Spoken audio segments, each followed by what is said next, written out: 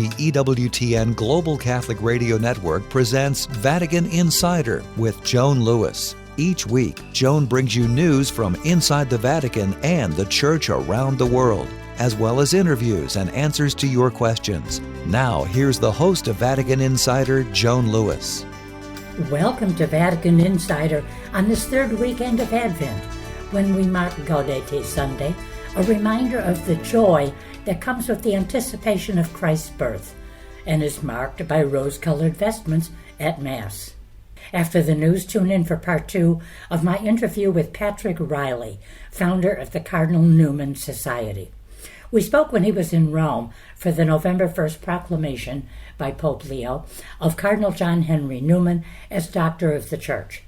Patrick further explains the mission of the Cardinal Newman Society to promote and defend faithful Catholic education by supporting fidelity to the teaching of the Catholic Church across all levels and methods of Catholic education. How do they do that? How many schools meet their strict standards? A fascinating discussion, so stay tuned for that. But now the top news stories. Sunday, December 7th. At the Angelus, this second Sunday of Advent, Pope Leo reflected on the urgency of preparing for the coming of the kingdom of God and our encounter with Jesus, the just judge. When we pray the Our Father, he said, we ask, thy kingdom come. Thus, we invite God's kingdom to enter our world. So let's put our thoughts and energy at the service of God, who came not to reign over us, but rather to free us. Nothing is impossible for God, said Leo. Let us prepare ourselves for his kingdom and welcome it, and let's embrace the very luminous and concrete spirituality of Advent. Monday, December 8th. At the Angelus on the Solemnity of the Immaculate Conception, Pope Leo encouraged the faithful to believe in God as the Blessed Virgin Mary did, and thus give our generous assent to the mission to which the Lord calls us. In the afternoon, continuing a decades-old tradition of paying homage to Mary on her feast day, Pope Leo went to Piazza di Spagna, where he prayed at the foot of the 12-meter column, atop which is the statue of Mary Immaculate. Placing a floral wreath at the base of the column, he recited a prayer dedicated to the Virgin. The dogma of the Immaculate Conception was declared in 1854, proclaiming that when she was conceived in the womb of her mother, St. Anne, Mary was free of original sin. The Holy Father went directly to Castel Gandolfo from Piazza di Spagna to spend Monday night and Tuesday at the papal residence, as has become his weekly custom. Tuesday, December 9th. Pope Leo welcomed Ukrainian President Volodymyr Zelensky to the papal residence. He reiterated the importance of ongoing dialogue and once again stressed his urgent hope that ongoing diplomatic efforts will lead to a just and lasting peace. The two heads of state also spoke about the issue of prisoners of war, calling for ensuring the safe return of Ukrainian children to their families. The two previously met at Castel Gandolfo in July. Also Tuesday, in a message addressed to a Congress held in Nairobi, Leo XIV urged Catholic educators in Africa to help young people regain confidence in their future, especially those driven to leave the continent. He called for formation that strengthens family life, revives solidarity and sacrifice, and shapes leaders committed to the common good. He said Catholic education aims not only to develop cultivated minds, but also full hearts, capable of compassion and concern for others. Young people, said Leo, are the wealth of Africa, and educators must find effective ways to guide students toward the future with confidence. Also Tuesday, Vatican News reported that in response to the emergency created in Southeast Asian countries devastated by cyclones and monsoon floods, the Holy Father has sent assistance through the papal almoner to the most affected countries, including Sri Lanka, Indonesia, Vietnam, and Thailand. Tuesday evening, in remarks to journalists as he was leaving Castel Gandolfo, Leo spoke of the historical alliance between Europe and the United States, and he also confirmed the Holy See is working behind the scenes to bring Ukrainian children deported to Russia back home. Commenting on what he has seen of the U.S. President's peace plan for Ukraine, Leo said it appears that unfortunately what was for many years a true alliance between Europe and the United States could undergo a huge change. He said, quote, remarks that are made about Europe, also in interviews recently, I think are trying to break apart what I think needs to be a very important alliance today and in the future. He said the U.S. President and his advisors have the right to put together a proposal, adding that he believes it has a number of things that perhaps many people in the U.S. would be in agreement, while I think many others would see in a different way. Wednesday, December 10th. Leo met with a delegation of the European Conservatives and Reformist Group, ECR, of the European Parliament, a center-right political group within the European Union's legislative body. He encouraged members to recall the European Union's Judeo-Christian roots and uphold the inherent rights of every person from conception to natural death, not only to safeguard the rights of Christian communities or preserve passing social customs or traditions, but because it is a recognition of fact.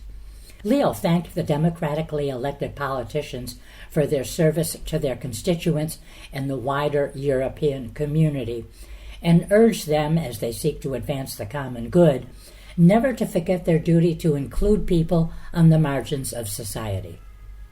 Also Wednesday, at the general audience in St. Peter's Square, Pope Leo highlighted the importance of reflecting on death, especially in today's world that tends to avoid doing so, to discover the power of Christ's resurrection and thus find a new meaning for our life. To know that death exists, and above all to reflect on it, teaches us to choose what we really want to make of our existence, he said. We must pray to understand what truly brings the kingdom of heaven and to let go of what is superfluous and ties us to passing things. We must remember that our time on earth prepares us for eternity. Thursday, December 11th. Speaking to organizers of the Zayed Award for Human Fraternity, Pope Leo reflected on the need to be witnesses of kindness and charity in a world marked by division, while also taking concrete steps towards achieving fraternity. The Zayed Award is an independent and international prize that recognizes individuals or organizations around the world who work to bridge divides and build genuine humanity, often at personal sacrifice. Also Thursday, to mark the 100th anniversary of the Pontifical Institute for Christian Archaeology, Pope Leo met with students and faculty, and he invited them to engage in cultural diplomacy, build bridges, serve as a tool for ecumenism through their work, and to be a reminder of Europe's Christian roots. He met with the group on the same day he published an apostolic letter on the importance of archaeology in light of this commemoration.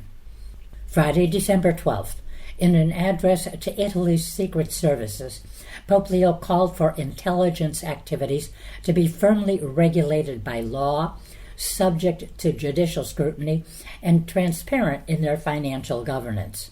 National security, he said, must never come at the expense of fundamental rights, including private and family life, freedom of conscience and information, and the right to a fair trial.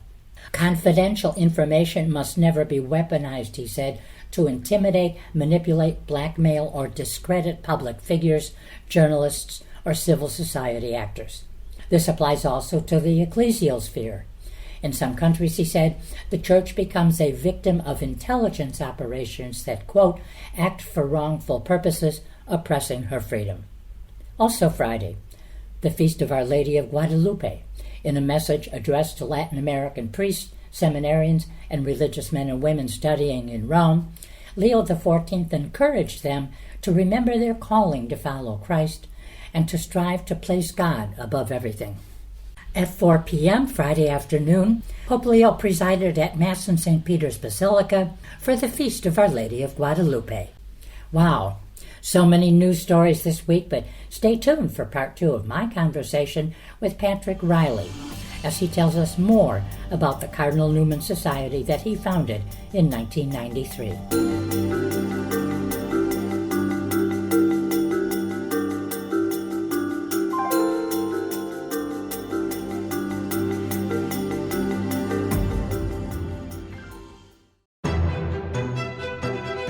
proclaiming the faith, changing lives. The year was 2010. EWTN provides live coverage of Pope Benedict XVI's historic visit to England and Scotland, including the beatification of Cardinal John Henry Newman. This was the first state visit of a pope to Britain. To learn more about Mother Angelica's life and the history of EWTN, visit EWTN.com/Mother Angelica. This is a Messy Family Minute with Mike and Alicia Hernan. Very often, parents contact us for advice on disciplining their kids. Children are raw personality when they're born, and it's the job of parents to shape them into civilized human beings. Moms and dads need to create expectations, structure, and rules to teach kids how to respect other people. But those rules need to be enforced within a relationship. A good maxim for parents to remember is, rules without relationship breeds rebellion. The first step in disciplining our children is to invest in our relationship with them. This is true if your child is 4 or if they're 14. Fill up their love tank, learn how they tick, recognize their amazing uniqueness.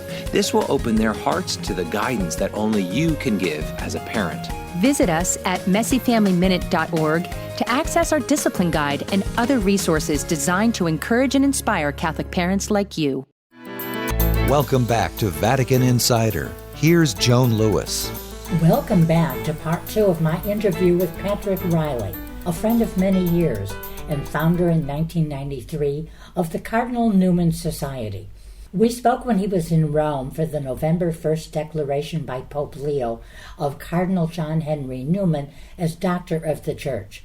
Patrick, this week in part 2, further explains that the mission of the Cardinal Newman Society is to promote and defend faithful Catholic education by advocating and supporting fidelity to the teaching of the Catholic Church across all levels of education, identifying and promoting clear standards of Catholic identity and best practices in Catholic education, and recognizing exemplary Catholic institutions and leaders committed to truth and the integral formation of their students. How many Catholic schools meet these standards? How does the Newman Society vet institutions to determine if they are faithful to Catholic teaching? So, Patrick, if you have vetted, you've gone to and visited a college, a university, and it doesn't meet the standards, the main thing is it does not get into the guide. Is that the... That's right. Yeah. That's right. I mean, we're not any kind of official designation. They're still recognized by their bishop as a Catholic institution. But what we're looking for is we're trying to help families to find institutions that truly live up to their mission of Catholic education. And the sad fact of it is that most Catholic colleges and universities today simply don't meet those standards.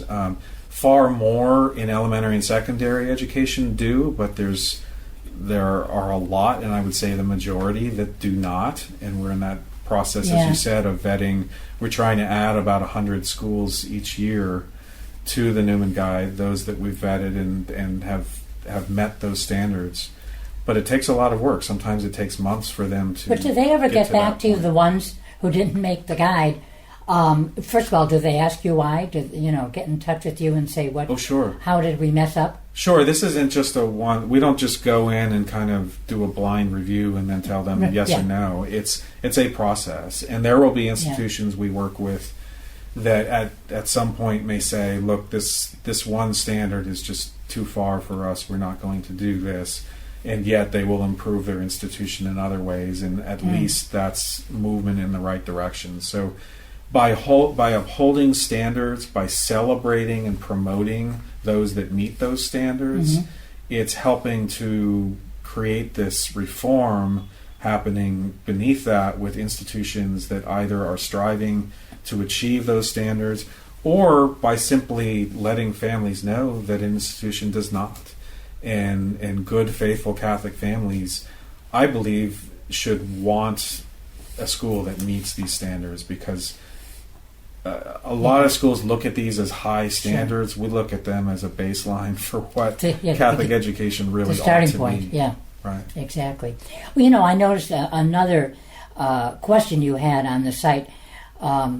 is what should you look for in faithful Catholic education? In a way, you've been answering that. And here are the key elements. So salvation of souls, Catholic community, prayer, scripture, and sacrament, integral formation, and Christian worldview. Most of those are pretty, easy to understand. Explain the Christian worldview. Christian worldview. So this goes to Newman. This goes to the heart of Newman. Understanding the world through the insights of the Catholic faith, right? So he would say that it doesn't matter what you study, whether it's math, science, history, English, literature, all of it should be studied with the insights of the Catholic faith, because divine revelation gives us so much more understanding of anything. And ultimately, he literally said that a secular institution is not what it claims to be if there's a God.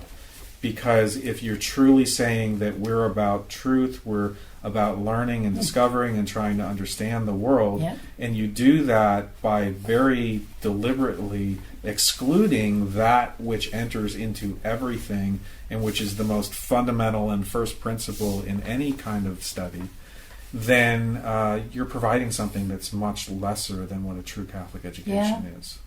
And then integral formation is, it's body, mind, soul, intellect. It's exactly the whole person. Paideia was the word that the Greeks used, right, for total formation, not just intellectual, but in body and soul. Spiritual, And Christian paideia would, of course, be doing that with the insights of the Catholic faith.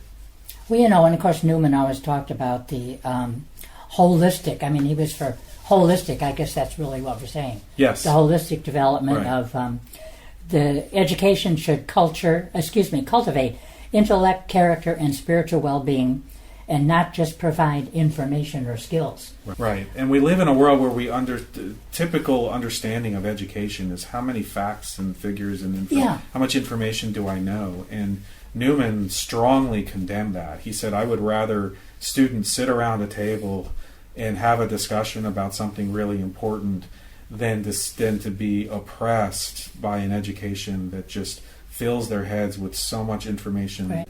I love the word that's used most often by him in the research I did. He aimed for the enlargement of the mind. That's right. As the expression goes. So more than vocational training, which we just said. He emphasized the importance of a comprehensive, integrated curriculum and the personal influence of teachers on students. And he advocated a liberal education should cultivate, a well-reasoned character, integrate the various fields of knowledge, and promote a deeper understanding of the world, which is pretty much that viewpoint. Yeah, and that's all Newman. I do want to make the point, though, because often Newman is encapsulated. People will describe him as an advocate for liberal education. And he himself said a liberal education does not provide conscience. It does not provide virtue. It can't just be a secular liberal education. It has to have the influence of the church and the insights of the Catholic faith, and it has to have that total formation of the person. It can't be a fragmented education. Exactly. Putting every single thing together. And but I loved his emphasis in so much of what I read about the personal relationship between teachers and students. How he called it so vital for dynamic teaching and the development of character. And I can't imagine, I just go back to my own school days, I always had some kind of a rapport. This was not a person who just walked in the room and taught me French and then went home that night and looked at my test results. A teacher will tell stories. They'll help you if they sense a weakness in your character or some kind of, failing, whatever. When they're smart, good people, they can help you overcome that. They've got to have that kind of one-on-one relation, because more than anything else, that'll inspire you. That's right. If you find you're having a problem with something and, oh my gosh, look how Miss Brown handled that. I learned so much from her and I'm a better person. So that relationship is very, very vital. Yes, and for him personally, he was a great intellect, obviously, and wrote amazing things in theology and philosophy and such, but he was also known for that great, strong personal relationship that he had with students and even with their parents. And his Episcopal motto was Cor ad cor loquitur. Heart speaks to heart. I have a beautiful mug in my kitchen. When I was in the UK for Benedict's visit in 2010 to the UK, and then, of course, obviously for the beatification in Birmingham of Cardinal Newman, one of the many souvenirs you could buy, it's a beautiful porcelain cup, and it has Heart Speaks to Heart in English on it. That's great. That's great. It's such a great motto for education, but really for any kind of Christian relationship. Yeah. What have been some of your biggest satisfactions with the Cardinal Newman Society and the work you do and the guide helping families and so forth? It's such a great delight. I mean, God is truly blessing this great renewal of Catholic education. I mean, really exciting things are happening. And some people look at that as, okay, well, that's one corner of the church. Good things are happening there, but then they see all the problems elsewhere and the scandals and the other issues. And education is the formation of the person. And when we have good Catholic education, when we have parents who are deeply engaged in the formation of their children, and we have the church deeply engaged in the formation of children, it can only result in a great renewal of faith and fidelity and activity within the church. And so I really see very good things happening. And already when we see the graduates of these institutions that we recommend in the Newman Guide, who go off and go into every kind of field imaginable, but they're outstanding in the practice of the particular area that they're working in. Sure. But they're also just amazing people who and others see that the and Christian they're attracted to dimension. Right, and this faith. is what Newman wanted. He wanted the laity to be able to live the faith, to be able to defend the faith, to be articulate, to be able to think well, and to not be vulnerable to all of these ideologies and these falsehoods that come through at different ages. Oh, sure. And we certainly have those today.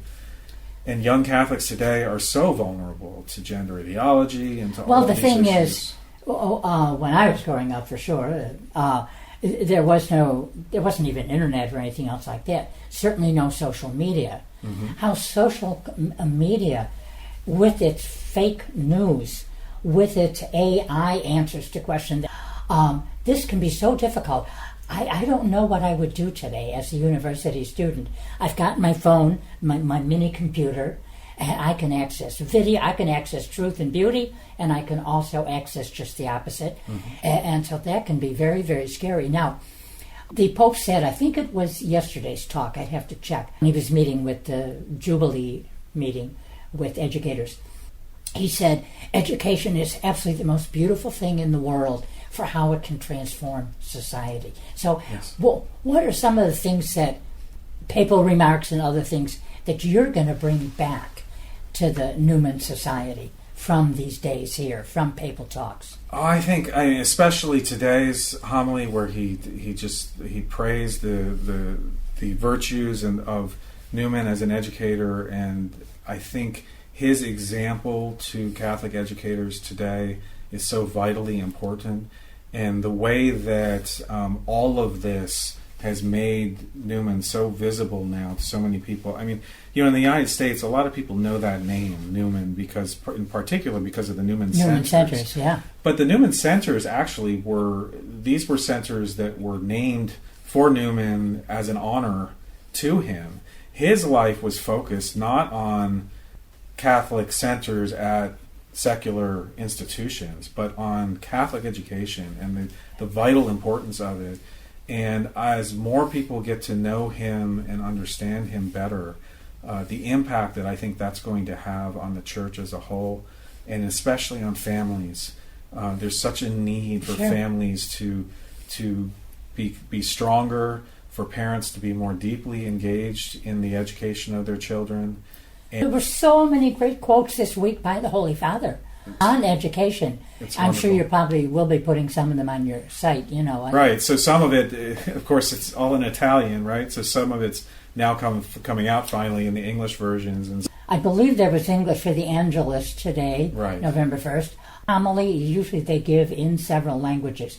Yeah, well, I've been doing the translations and trying to understand everything, and it's just beautiful. I mean, he has a great vision, and it's all about that total formation, the understanding that ultimately a good Catholic education is an act of love.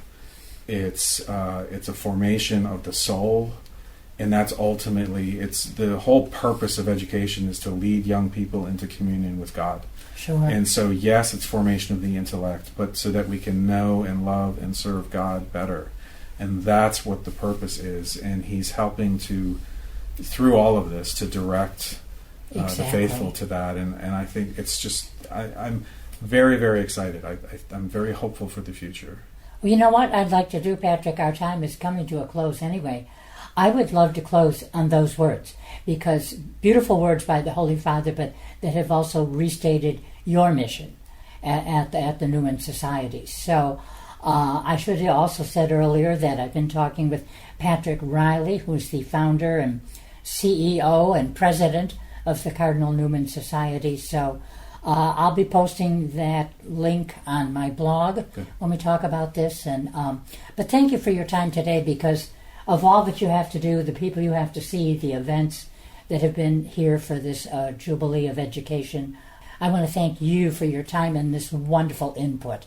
There's going to be a lot of excited parents and students listening to this. Or parents are going to listen, they're going to send a link to their kids at university, Good. So, well, that's great. Good. Yeah, check out the Newman Guide. So, thank you so much for coming and renewing a friendship that goes back many, many years. Thank you, John.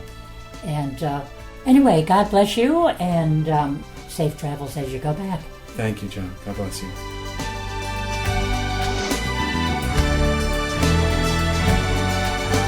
For more information on these stories, or to check out Joan's blog and to ask her a question, go to EWTN.com. That's EWTN.com.